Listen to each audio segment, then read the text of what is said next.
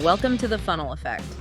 Today, we're undertaking a deep dive into something pretty specialized, quite complex in cardiology. It's the puzzle of low-flow, low-gradient severe aortic stenosis. You'll often hear it called LFLGAS for short. Yeah, and it really is a puzzle. It's like a clinical labyrinth, It takes some real detective work from clinicians to manage it correctly. It often presents as this bottleneck, right? But the heart seems almost too tired to really shout about it loudly with high-pressure numbers. That's exactly where the challenge lies. Right. We're looking at one of the most difficult groups of patients when it comes to diagnosing and treating valve disease with the standard measurements. They often just don't quite fit here. So doctors have to pull out all the stops, diagnostically speaking. Absolutely, every tool in the box sometimes. Our analysis today, it's based on some really meticulous foundational research, mainly coming out of the European cardiology community. We're drawing specifically from findings published back in Eurointervention. The authors are Stefan Orwat, Gerrit Keleschke, Gregor Kirchhoff, Robert Radke, and Helmut Baumgartner. Mm-hmm. And their work provides a really critical roadmap for navigating what can feel like a clinical minefield. The problem they tackled is pretty fundamental, isn't it? Aortic stenosis, that narrowing of the main heart valve. It's the most common valvular heart disease, certainly in North America and Europe. Yeah. And the standard diagnosis, it usually relies on these clear, high thresholds. We're looking for solid evidence that the heart is really straining, pushing hard against that blockage. And those standard thresholds, they're key to understanding the discrepancy we're diving into today. Typically, severe AS means a peak velocity across the valve over 4 meters per second. Right. A mean pressure gradient, that's the pressure drop over 40 millimeters of mercury. Yep. And an aortic valve area, the AVA. That's small. Less than 1.0 square centimeter. But here's the mystery, the hook for this whole deep dive. What happens when that physical opening, the AVA, is undeniably small? Maybe it meets that less than 1.0 centimeter road threshold, but the pressure gradient is, surprisingly low, sometimes dramatically low. Like below 30 or 40 millimeter Hg. Exactly. Suddenly, those standard diagnostic metrics, they're in conflict. They just don't line up. Because logic says small hole, high pressure. Right. Or low pressure, bigger hole. So when you find a small hole in low pressure, what's going on there? Assuming it's not just, a measurement mistake. It tells us we must be dealing with what's called a low flow condition. The discrepancy exists because the heart muscle itself, it's just not pushing enough blood forward with each beat to generate that high pressure difference you'd expect across a tight valve. Ah, okay. Think of it like trying to measure the resistance of a garden hose nozzle that's almost shut, but you've only got a tiny trickle of water going through. The pressure drop will seem minimal, even though the nozzle is really tight. Right, the lack of flow hides the severity of the blockage. Precisely. And this subset of patients, they require really specialized cardiology because the basic hemodynamic equations, they can be quite misleading. Okay, let's unpack the definitions and the metrics we need here. We start with that established standard for severe AS. Peak velocity over 4 meter/sec, mean gradient over 40 millimeter G, and AVA less than 1.0 centimeters squared. Or sometimes you see it indexed to body size less than 0.6 centimeter usually. That's the textbook picture. Right. But the LFLGAS patient, they reliably meet only one of those criteria, usually. That's the small valve area.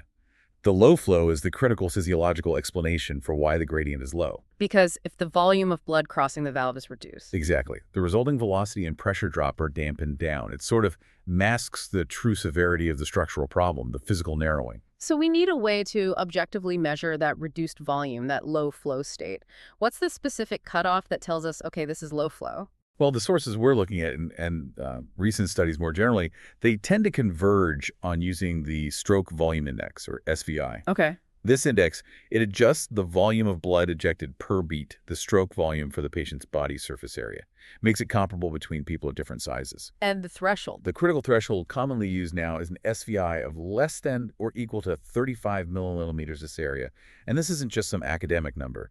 The research really confirms that a low SVI like this is a powerful independent predictor of, midterm mortality in patients with aortic stenosis. It matters. Okay, so if you've got a patient, AVA less than 1.0 low gradient, and their SVI is 35 millimeter or less, boom, confirmed LFLGAS. That's the initial confirmation, yes. But the source material, it's pretty clear we can't stop there. We have to look at the heart muscle itself, right? The left ventricular ejection fraction, the LVEF. Yeah. Because the diagnosis, and especially the treatment path, splits drastically based on that single variable. That differentiation based on LVEF, It's absolutely the next crucial step in the decision tree.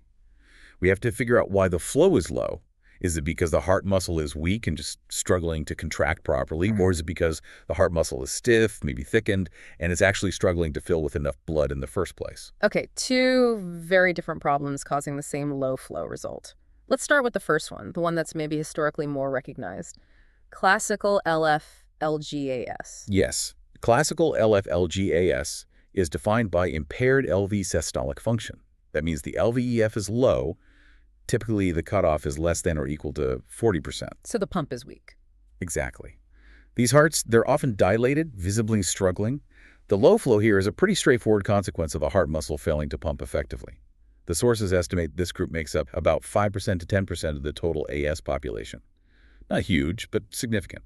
And then there's the second group, the one that seems to cause more diagnostic headaches lately, paradoxical LF-LGAS or PLF-LGAS. Right, paradoxical. It describes patients who actually maintain preserved LV systolic function. Their LVEF looks normal, or even high, typically defined as greater than or equal to 50%. The squeeze looks fine on paper. But they still have that low flow condition, SVI less than or equal to 35 milliliter.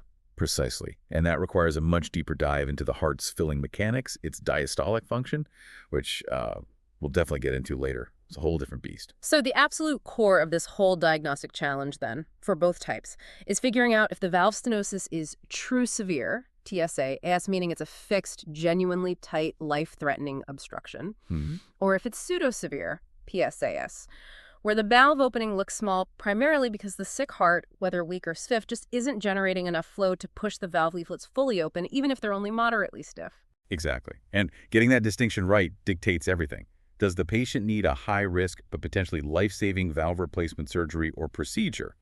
Or do they actually need medical therapy focused on the underlying heart muscle problem, avoiding an unnecessary operation that won't fix the root cause? Because if the heart's weak and the valve is only pseudo-severe, then the patient's main problem, their prognosis driver, is heart failure.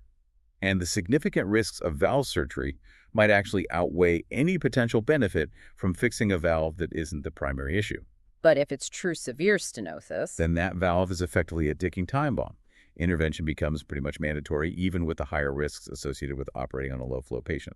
You have to relieve that obstruction. Okay, let's focus now specifically on classical LF-LGAS. Remember, AVA 1.0 centimeter meters, low gradient, low LVEF, 40%, and low SVI, 35 millimeter amount. Here we know the poor contractility, the weak pump, is causing the low flow. So how do we test the true severity of the valve when the heart itself is kind of sabotaging our standard measurements? Right. This is where we bring in the really crucial functional test, dobutamine stress echocardiography, or DSE. Dobutamine stress echo. Yeah. Since the patient's heart can't generate enough flow across the valve on its own at rest, we need to artificially induce more flow. We need to see how the valve behaves when it's put under more pressure, more flow. DSE is really the key tool that can reliably distinguish true severe from pseudo-severe stenosis in this classical low LVEF context. So DSE is basically like putting the heart through a controlled stress test, but using a drug instead of a treadmill. Essentially, yes. And we watch what happens with ultrasound with echo. Walk us through the protocol. What does this actually look like for the patient and the clinical team? Well, it requires very careful monitoring. First, you get detailed baseline echo measurements, AVA, gradient, LVEF, stroke volume, all that. Then, dobutamine is infused intravenously. Dobutamine is a powerful drug, an inotrope, that makes the heart contract more forcefully and usually increases the heart rate too. And it's not just one big dose, right? No, absolutely not. The key is the incremental approach. You start very low, typically around 5 micrograms per kilogram per minute. Then you gradually increase the dose, usually in steps of 5 fluoride kilomin every, say, 3 to 5 minutes. How high do you typically go? Usually topping out around 20 chlorhydramines. Sometimes higher, but 20 is often sufficient. And what are the clinicians watching for the whole time, both for safety and for diagnosis? Safety is paramount, obviously. The test has to be stopped immediately if the patient develops severe symptoms like chest pain or shortness of breath, or if their blood pressure drops significantly, or if they develop any dangerous heart rhythm abnormalities like ventricular tachycardia. Okay. But diagnostically, we're laser focused on monitoring the effect of the dobutamine on the stroke volume, how much does the flow increase, and then critically, what happens to the calculated valve area and the pressure gradient as that flow increases. And the ultimate goal is to determine if the heart muscle has, what did you call it, flow reserve. Yes, flow reserve, or sometimes called contractile reserve. What's the formal definition, and why is it such an important prognostic marker? Flow reserves is formally defined as an increase in stroke volume of more than 20% from the baseline measurement during the DSE test. If the heart muscle, even though it looks weak at rest, can still respond to the dobutamine and pump out 20% more blood. It suggests there's still some oomph left. Exactly. It suggests the myocardium, the heart muscle, is still viable. It has the capacity to recover, at least partially, if the obstruction is relieved. And the presence of this flow reserve, it's a really important prognostic indicator. It significantly reduces the estimated risk of operative and post-operative mortality if that patient goes on to have valve replacement surgery. Okay, so let's assume we do achieve that 20% flow reserve. The heart responds. Now we can make that crucial distinction. Let's start with the good news scenario. Pseudo-severe PS stenosis. What happens to the valve measurements when the flow increases in this case? So in a pseudo-severe case, remember, the underlying valve isn't that bad. It's maybe moderately stiff. So when the flow is boosted by the dobutamine, the valve leaflets have room to open more. The AVA literally snaps open wider. So the calculated valve area gets bigger. Markedly bigger, yes. You'll typically see the AVA increase significantly, often expanding to over 1.0 centimeter meters, maybe even 1.2 centimeter meters, or showing an absolute increase of at least 0.3 centimeters here. And crucially, while the flow went up, the mean pressure gradient across the valve, it stays low, often below 30 or 40 millimilli HG. What does that tell the clinician? It tells them, okay, the valve is a bit stiff, yes, but the real enemy here, the main problem, is the heart muscle failure. These patients typically don't benefit from valve surgery and are managed medically, focusing on optimizing their heart failure therapy. Now the flip side, the more dangerous scenario. True severe PS stenosis. The heart pushes harder with dobutamine, flow increases, but the valve itself is genuinely calcified, rigid, fixed. What happens then? In true severe AS, that valve opening simply cannot expand significantly no matter how hard the heart pushes. So when the flow rate increases due to dobutamine, all that extra volume has to squeeze through the same fixed small hole. And the pressure gradient? The pressure gradient across the valve shoots up, often significantly, frequently exceeding that 40 millimilli Hg threshold at the peak dobutamine dose. Meanwhile, the calculated valve area itself shows very little, or maybe no change at all. It stays small. So high gradient response, valve area stays small. That confirms it. That confirms the obstruction is fixed, it's severe, and it's the primary problem. And this finding generally makes aortic valve replacement, or AVR, absolutely necessary for the patient's survival. The impact of getting this distinction right. Yeah. You mentioned the European registry data cited in the source. It sounds terrifyingly profound. Can you elaborate on the difference in prognosis between the true severe and pseudo-severe patients if they don't get surgery, if they're treated conservatively? Yeah, the contrast is stark. It's probably the single most defining piece of evidence in this whole field, really. For those patients identified with pseudo-severe AS who were treated medically, only no surgery. What was their outcome? Their 5-year mortality was around 43%, plus or minus 11%. Now, that's still high, but it's comparable to other patients with significant heart failure who don't have aortic stenosis. Their prognosis is basically dictated by their failing heart muscle, not so much the valve itself. Okay, a tough prognosis, as you'd expect with severe heart failure. But what about the group identified as true severe, TSAS, who were treated conservatively? No valve replacement. Their survival curve is, well, it's almost vertical. It drops off incredibly steeply. The 5-year mortality for patients confirmed with true severe LFLG-AS who did not get an intervention was an absolutely astonishing 91% plus or minus 6%. 91%, that's nearly everybody within 5 years. That figure just demands attention. Was the research community surprised by just how bad it was for that specific subgroup? I think that data point, more than almost any other, really solidified the clinical mandate for intervention in confirmed true severe cases. Yeah. It showed unequivocally that the valve itself, in TS-LFLG-AS, isn't just a contributing factor to their decline. It is the immediate driver of mortality. So this group has the absolute worst prognosis of all aortic stenosis subsets if they're just treated with medicine. By far. The combination of that severe fixed obstruction and the underlying weakness or frailty of the low-flow state creates this vicious downward cycle. And that incredibly high mortality really underscores why we have to expend so much diagnostic effort using tools like DSE to make absolutely sure we don't miss a true severe diagnosis, even if the gradient at rest seems deceptively low. Okay, so we have a playbook for patients whose hearts can still generate that crucial 20% flow reserve during DSE. We can sort out true versus pseudo-severe. But what happens when the heart is just too exhausted? Or maybe the AS is so incredibly severe that even the dobutamine can't produce that meaningful flow increase. That brings us to the biggest diagnostic hurdle, right? The patient with limited or absent flow reserve. Let's say their stroke volume increase is less than 20%, maybe even less than 15%. Right, this is exactly where DSE becomes inconclusive, or at least much harder to interpret reliably. If the flow rate increase is just too small, we can't confidently say whether the valve area would have opened up more if normal flow had been achieved. The distinction between true severe and pseudo-severe remains ambiguous.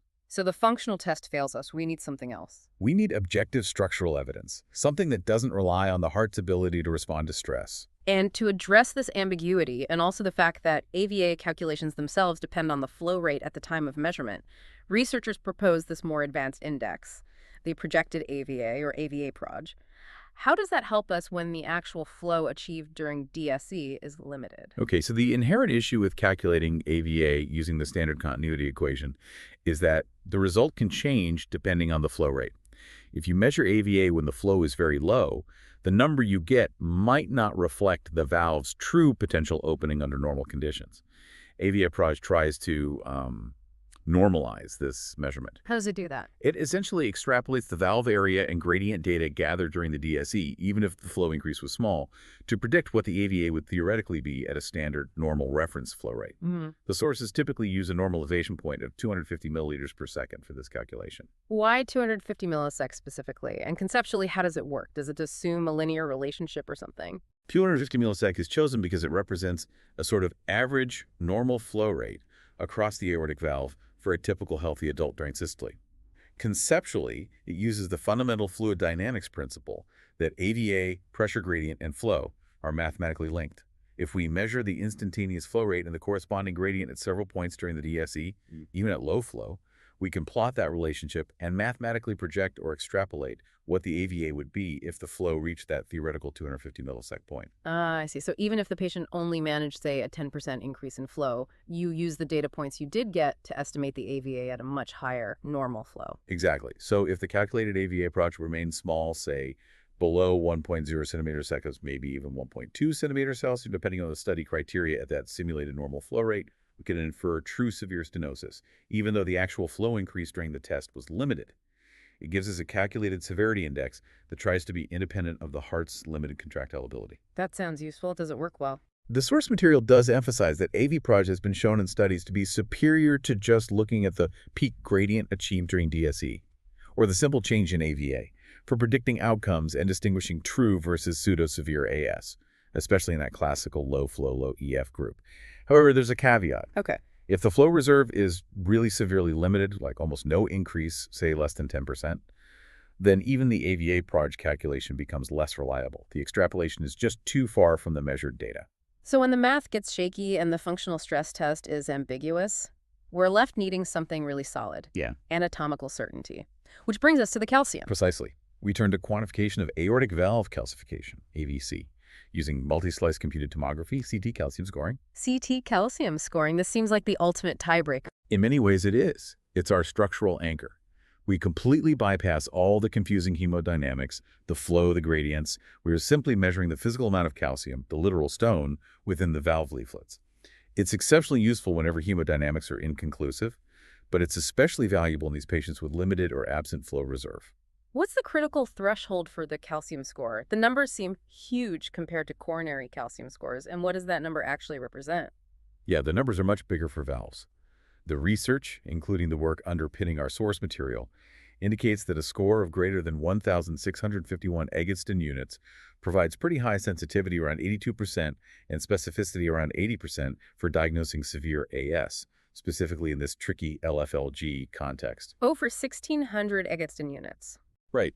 Think of that Eggleston score as quantifying the sheer volume and density of the calcification within the valve structure. When we see a score that high, it's really objective structural evidence that the valve is so heavily calcified, so ossified, that it must be the true fixed problem, regardless of how weakly the heart is currently pumping blood. It provides that objective confirmation that the hemodynamics couldn't give us. Okay, let's consolidate the general prognosis for classical LFLG-AS, assuming we've now confirmed true severity, either functionally with DSE, or maybe using AV-Proj, or definitively with a high CT calcium score. What's the outlook? Well, as we established earlier, the outcome is exceptionally poor if these patients are treated just medically. Survival rates are typically well under 50% at the 3-year mark. Yeah. So aortic valve replacement, AVR, in some form, is generally required for confirmed true severe AS. But you also mentioned the operative risk remains high. Yes, we absolutely must reiterate that. The operative risk for AVR in LFLG-AS patients is significantly higher compared to patients who have normal flow and high gradient AS. That underlying myocardial weakness or frailty makes the whole procedure and the recovery much riskier. Despite that high risk, though, you mentioned earlier that finding an absence of flow reserve on DSE shouldn't automatically rule out surgery. Why is that? If the heart muscle seems unresponsive, why operate? It's a really important point. The clinical data, including studies cited or related to the source, show that even among those high-risk patients who went to surgery despite having very poor or absent flow reserve, the survivors often experienced clinically meaningful benefits. Improvements in their functional status, feeling better, being more active, and sometimes, surprisingly, even some partial recovery at the left ventricular function over time. The message really is, while assessing flow reserve definitely helps us estimate the operative risk, the absolute necessity of relieving a confirmed fixed severe obstruction, evidenced perhaps by that high CT calcium score or a conclusive DSE, often overrides the lack of reserve. The intervention is undeniably high risk, but the alternative, medical management alone, is near certain death in the medium term. A difficult calculation for the heart team and the patient. Extremely difficult. And before intervention, the sources also highlighted another crucial check if the patient also has significant coronary artery disease, assessing myocardial viability. Absolutely critical. If a patient needs coronary artery bypass grafting, CABG, at the same time as their AVR, which is quite common, we absolutely need to know if the heart muscle supplied by those blocked coronary arteries is still alive, still viable. Because if that muscle tissue is already scarred over, if it's fibrotic and essentially dead, non-viable, then bypassing the coronary artery won't restore function to that region. There's no point. Viability assessment, often done with specialized imaging like cardiac MRI or specific nuclear scans, is crucial to ensure that the combined surgery, AVR plus CAB, has a realistic chance of actually allowing the heart muscle to recover and benefit from the improved blood flow. Okay, shifting to the treatment options themselves. Let's talk about the evidence comparing traditional surgical aortic valve replacement, SAVR, versus the less invasive transcatheter aortic valve implantation, TAVI, in this very vulnerable classical LFLG-AS population. The partner trial data seems key here. Yes, the partner trial analyses provided some major insights for this group. First, it clearly confirmed that intervention with TAVI significantly improves survival compared to just medical management alone for severe AS patients in this low-flow, low-gradient cohort. That wasn't necessarily surprising given the terrible prognosis with medical therapy. Right, but the more intriguing finding. The more intriguing finding was that TAVI actually demonstrated improved early survival compared to traditional SAVR in this specific, difficult subset of LFLG-AS patients. So TAVI might actually be better than open heart surgery for these particular patients. Why would that be? Well, there are a couple of proposed reasons, and they make good physiological sense. First, TAVI is simply less invasive. Critically, it allows us to avoid cardiopulmonary bypass. The heart-lung machine. Exactly. Putting an already severely impaired, weak left ventricle onto bypass, which involves stopping the heart, manipulating it, systemic inflammation can really push it over the edge and lead to severe postoperative complications or failure to wean from bypass. TAVI sidesteps all of that major physiological stress. Yeah, makes sense. What was the second factor mentioned? Something about the valve size itself? Yes, the issue of patient prosthesis mismatch, or PP mismatch. This happens when the effective orifice area, the opening, of the newly implanted valve, whether it's a surgical valve or a TAVI valve, is too small relative to the patient's body size and metabolic needs. It essentially leaves them with a residual, albeit milder, stenosis. And that's particularly bad for these patients. It's particularly detrimental for LFLG-AS patients. Their already weak hearts just don't have the reserve capacity to overcome even a minor residual obstruction caused by PP mismatch. It negates much of the benefit of the valve replacement. And TAVI helps avoid this mismatch better than SAVR. Often, yes. The data, including from partners, suggests TAVI results in significantly less patient prosthesis mismatch compared to SAVR in this group. Surgical valves often have a bulkier sewing ring and frame, which can limit the size of the actual opening that fits into the patient's anatomy.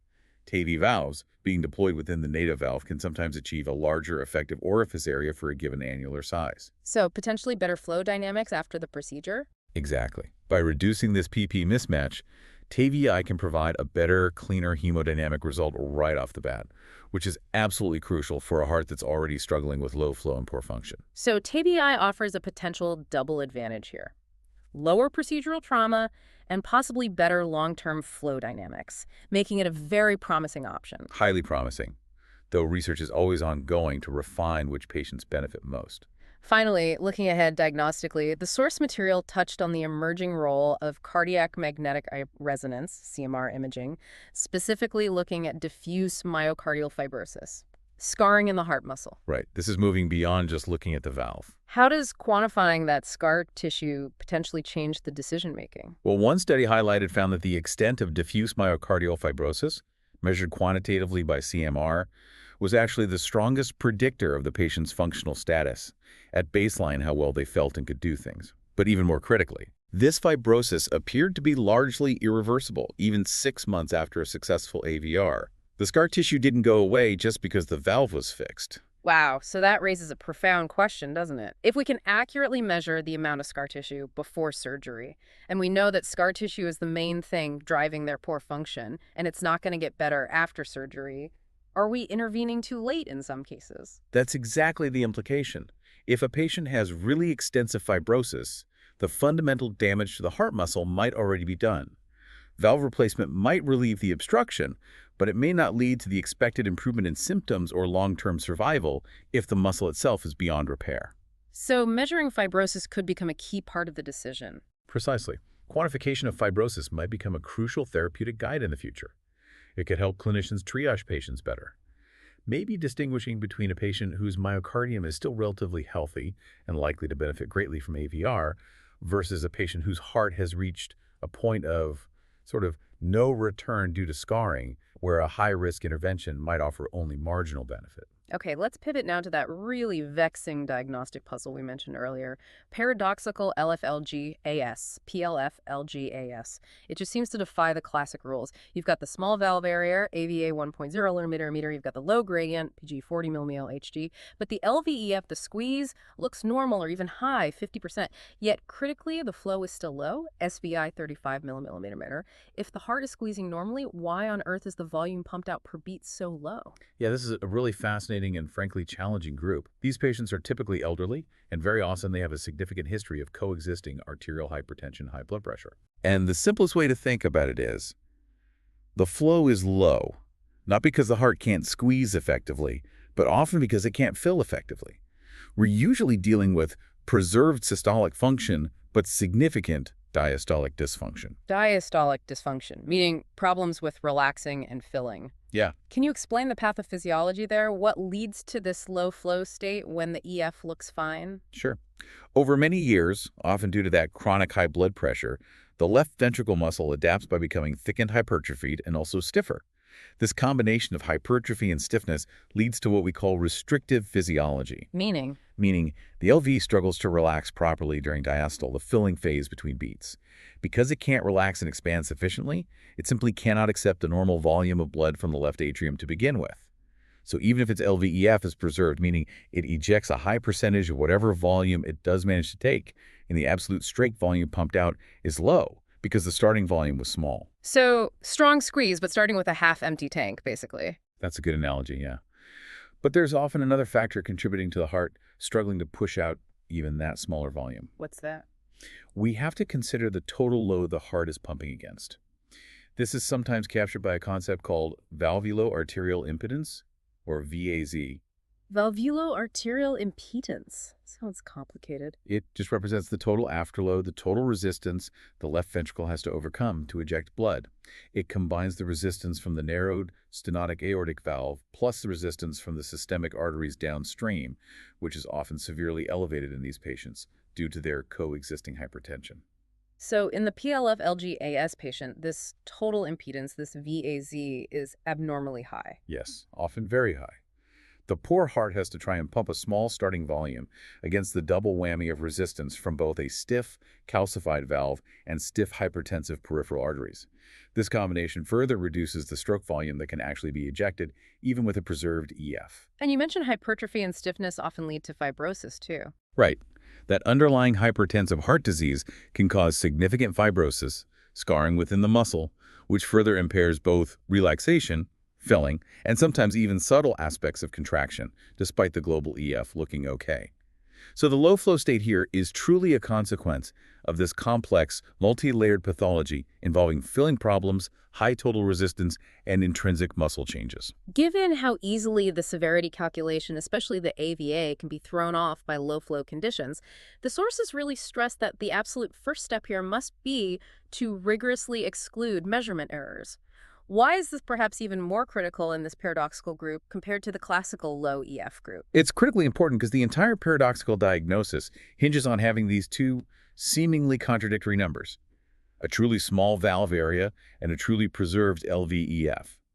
If it turns out the AVA wasn't actually small, it was just measured incorrectly, then the whole diagnosis collapses. There's no paradox. And where does the measurement error usually creep in? The major culprit is often the way AVA is calculated using the continuity equation.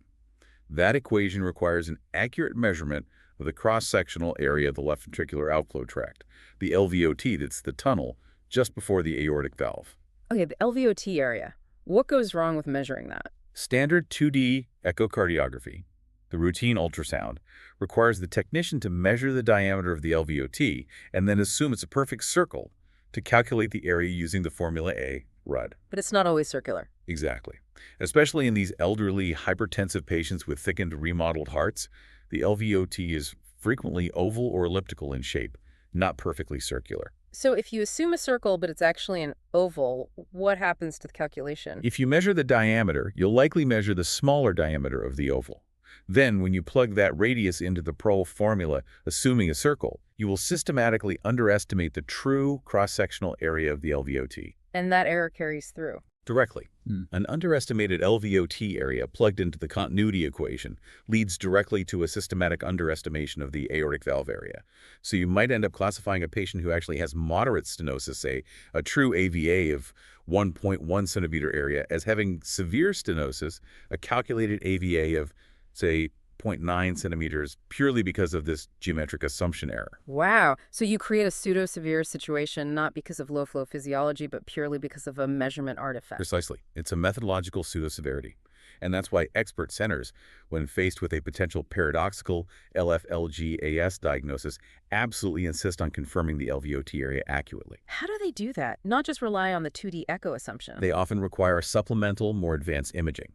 This might involve transesophageal 3D echocardiography, 3D TEE, which can directly visualize the LVOT shape in 3 dimensions and allow direct planimetry of its true cross-sectional area. Or other scans. Or other non-invasive modalities like cardiac MRI or CT, which are excellent for precise anatomical measurements, including getting an accurate LVOT area. Until measurement error, particularly LVOT underestimation, is confidently ruled out, the diagnosis of true paradoxical AS should remain tentative, and you'd certainly hesitate before recommending intervention. Beyond just measurement error, the source material also points out a kind of inherent inconsistency within the current guideline cutoffs themselves. Can you explain that? Yeah, that's another layer of complexity here. The guidelines typically use AVA 1.0 centimeter stare and mean gradient 40 millimeter HD to define severe AS. But hemodynamically, if a patient has completely normal flow, say a normal SVI around 40 millimeters of tear, and AVA that's truly 1.0 millimeters AVA would not usually generate a mean gradient as high as 40 millimeter at Chi. Really? What AVA would you need for that gradient with normal flow? To generate a 40 millimeter G mean gradient with normal flow, the AVA would typically need to be significantly smaller, probably closer to 0.8 centimeters. So the current 40 millimeter G gradient cutoff and the 1.0 centimeters ADA cutoff are, in a sense, intrinsically inconsistent when flow is normal or even low normal. What's the consequence of that inconsistency? It means that patients who genuinely have moderate stenosis, maybe their true AVA is between 1.8 and 1.0 centimeter zone, and have flow that's on the lower end of normal, can often fall into this discrepant low gradient small AVA zone just based on the guideline numbers. This leads to unnecessary diagnostic confusion and potentially misclassifying moderate AS as severe. Okay, so adding up all these layers, the potential measurement errors, the guideline inconsistencies, the complex underlying pathophysiology with hypertension and diastolic dysfunction, does dobutamine stress echocardiography, DSE, work as reliably for diagnosing true versus pseudo-severity in this paradoxical group as it did for the classical low EF group? That's a really debated point. Its utility here is much more controversial and certainly requires more validation. Some studies have suggested that maybe using that AVA-proj calculation, the projected valve area, could theoretically help distinguish true versus pseudo-severe stenosis in the PLF-LG group as well. No. But we have to be really cautious. The small, stiff, thickened, hypertensive ventricle of a paradoxical AS patient might respond fundamentally differently to dobutamine stimulation compared to the dilated, failing, but perhaps more pliable ventricle of a classical AS patient. The relationship between flow increase and valve opening might not be the same. So the interpretation of DSE results is simply less certain, less validated in this paradoxical context. It's generally not considered the primary go-to diagnostic tool here, like it is in the classical group. So if DSE is uncertain, where does the diagnostic anchor lie for PLF-LGAS? How do you definitively confirm true severe AS before potentially subjecting an elderly, often hypertensive, complex patient to a high-risk valve intervention? Just like in the classical group when flow reserve was limited, the real certainty here comes from the structural evidence, CT calcium and scoring. Back to the calcium. Exactly. Because the function is so confusing, preserved squeeze but low flow, and the resting hemodynamics are potentially misleading, low gradient despite small AVA, the sheer amount of calcium deposited in the valve is often the most objective and reliable confirmation available. Clinicians rely heavily on hitting that threshold greater than 1,651 Agatston unit to confidently confirm true severe AS in the paradoxical setting. It helps cut through all the ambiguity related to flow, filling, and measurement challenges. Okay. And what about the outcome and treatment approach for these confirmed PLF-LGAS patients? What does the research show about their prognosis? Generally, their prognosis is poor. Arguably, it might even be worse than classical high-gradient severe AS in some studies, and it's certainly worse than patients with confirmed moderate AS. Why so poor if their EF looks okay? It's likely due to a combination of factors. Their advanced age, their significant burden of comorbidities, especially that severe, often long-standing hypertension, and the high degree of intrinsic myocardial damage, the hypertrophy, the stiffness, the fibrosis that often accompanies this condition. The valve is only part of their problem. Which brings us back to that crucial hypertensive confounder. How does the fact that they often have significant hypertensive heart disease impact the decision about whether or not to intervene on the valve? It creates the ultimate management challenge, really. The symptoms that often trigger consideration for AVR or TAVI, things like shortness of breath, fatigue, exercise intolerance, and also objective findings like the LV hypertrophy itself or elevated BNP levels, a marker of heart strain. Yes. All of those symptoms and findings can also be caused, or at least significantly exacerbated, by the frequently coexisting hypertensive heart disease, completely independent of the aortic valve stenosis. Oh, wow. So you're left asking, is the patient feeling breathless because of the truly severe valve stenosis, which requires replacement? Or are they breathless primarily because of their stiff, non-compliant heart muscle caused by years of hypertension, which requires aggressive medical management of blood pressure and maybe diuretics, not valve surgery? Precisely that dilemma. And the source material is very strong on this point. Intervention, AVR or TAVI, should only be performed in paradoxical LF-LGAS patients who are clearly symptomatic, and the diagnosis of severe AAS must be confirmed with the highest possible level of diagnostic certainty, primarily using that CT calcium scoring before proceeding to intervention. You have to meticulously rule out measurement error and be as confident as possible that the valve itself is the primary life-limiting culprit, not just a bystander effect of the underlying hypertensive heart disease. Before we tie this all together, let's quickly carve out that third category, which sounds simpler.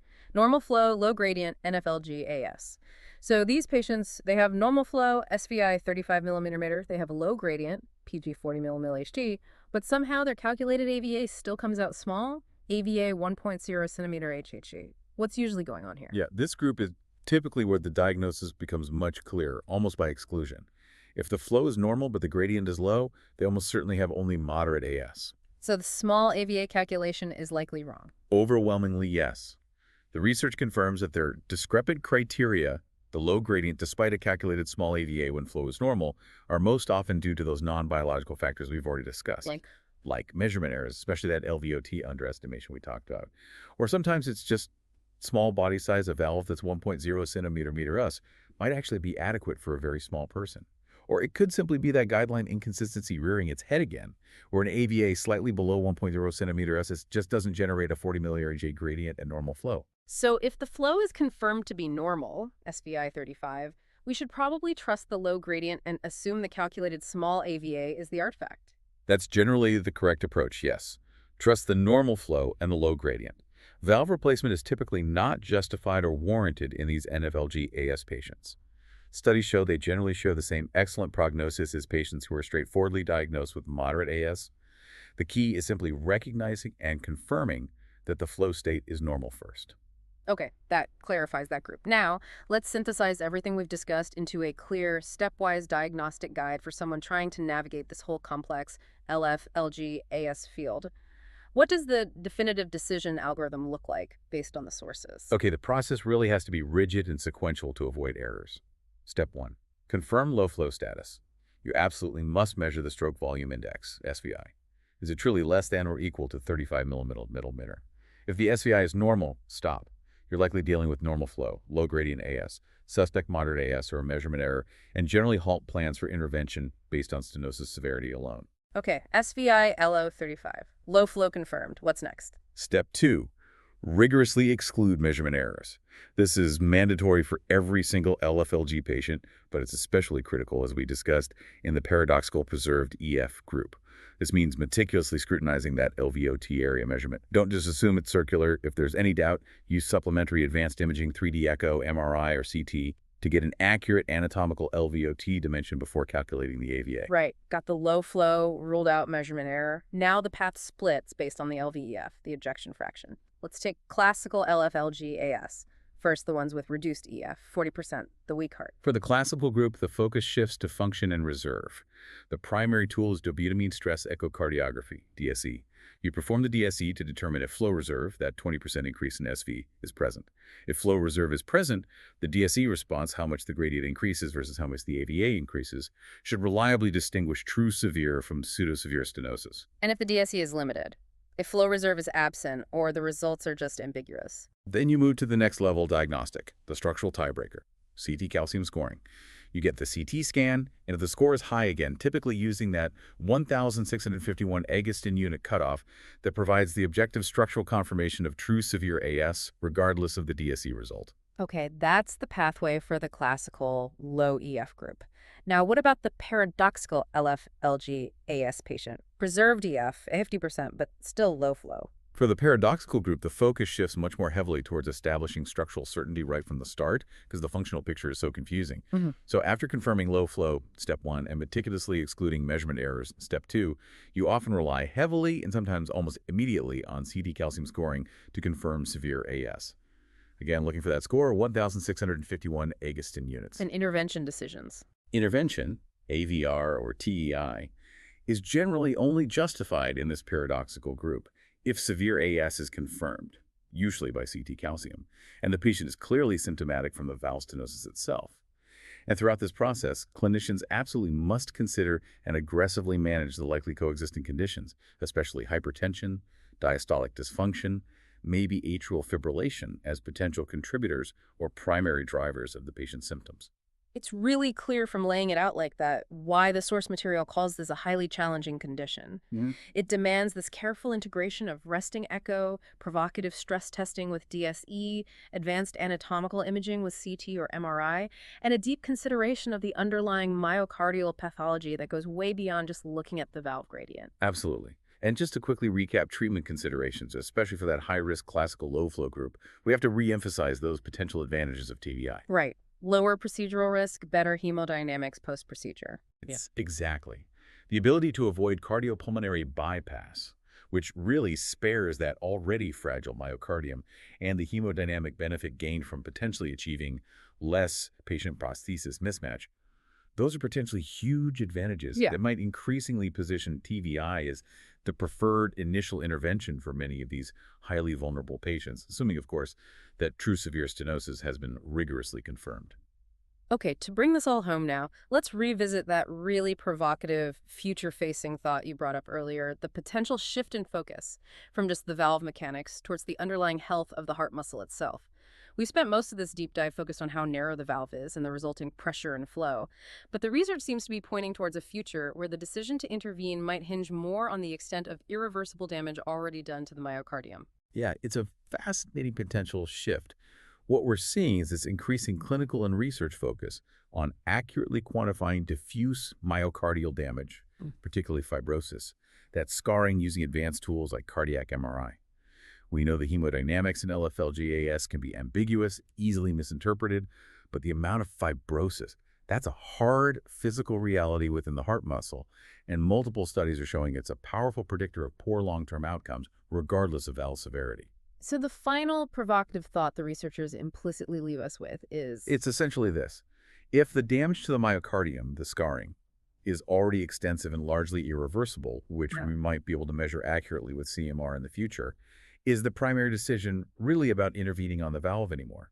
Or should the focus shift towards optimizing heart failure management, palliative care perhaps, acknowledging that even a technically perfect valve replacement might not significantly improve that patient's long-term survival or functional status in a meaningful way because the muscle is just too far gone? That really does raise a critical question for future research to answer definitively. If we can pinpoint that point of no return for the heart muscle, where scar tissue dominates the prognosis, perhaps we can avoid subjecting some very frail, high-risk patients to major interventions that ultimately won't provide the benefit we hope for. It shifts the goal. It shifts the goal from simply opening the valve to ensuring the heart muscle actually has the capacity to benefit from that newly opened valve. It forces clinicians, as you said, to think beyond just the valve leaflets and really deeply into the structural and functional health of the ventricle muscle itself. Defining exactly which patients, especially those paradoxical ones with severe structural AS, preserved EF, but significant underlying myocardial damage, will truly benefit from AVR or TBI. That remains one of the biggest challenges and research frontiers ahead in this field. We've certainly seen today how crucial these advanced diagnostics, DSE, maybe AVA-Proj, definitely CT calcium scoring, potentially CMR in the future are. They really serve as critical lifelines for navigating this incredibly challenging landscape of low flow, low gradient aortic stenosis, especially when the standard echo measurements just fail to give us a clear picture. Thank you for watching The Funnel Effect.